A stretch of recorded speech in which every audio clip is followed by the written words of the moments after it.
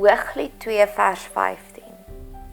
Vang julle vir ons die jakkalse, die klein jakkalse wat die wingerde verniel, want ons wingerde staan in die bloei.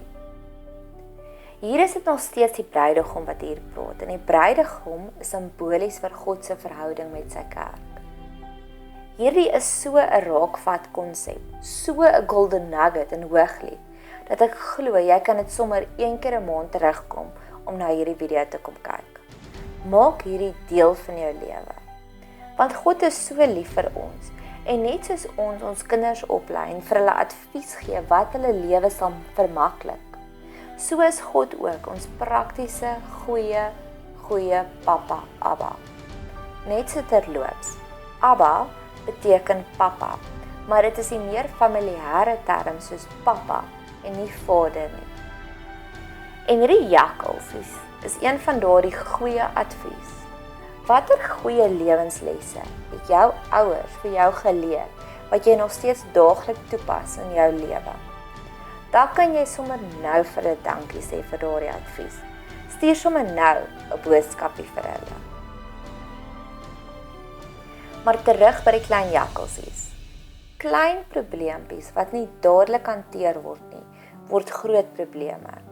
En hier gee God vir ons daardie fantastiese raakvat advies om die probleme uit te sorteer terwyl hulle nog klein is. My kar se battery het nou onlangs ingegee, heeltemal ingegee. En dit was vir my so 'n verleentheid, want dit het by 'n kinderpartytjie gebeur. Toe moes 'n klomp mans my kom help om die kar weer aan die gang te kry. Na 'n lang gesukkel het ons die kar weer aan die gang gekry. Ek het eers later, toe ek met 'n ander vriendin begin praat het, besef dat my kar nou vir byna 'n jaar vir my subtiele waarskuwings gee dat die battery eintlik vervang moet word. Dit was my klein jakkalsie. Indien ek dit sou raak gesien het, kon ek dit hanteer het voordat dit 'n groot probleem geword het. En God beloof ook in sy woord dat hy sal niks doen sonder om ons daarvan te waarsku nie. Dis glo ek, ons kan so 'n diep verhouding met hom hê, so 'n intieme verhouding dat hy ons met alles sal waarsku. Amos 3 vers 7.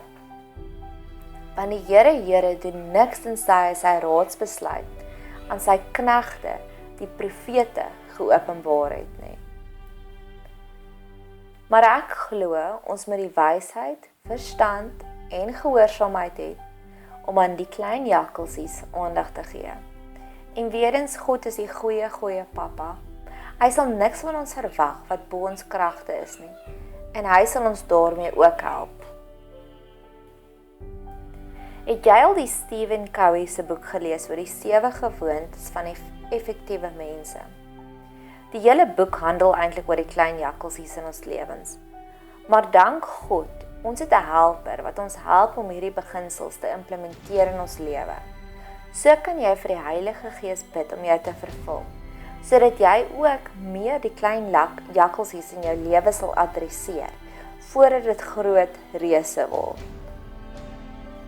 Ons is nie 'n produk van ons omstandighede nie, maar 'n produk van ons besluite.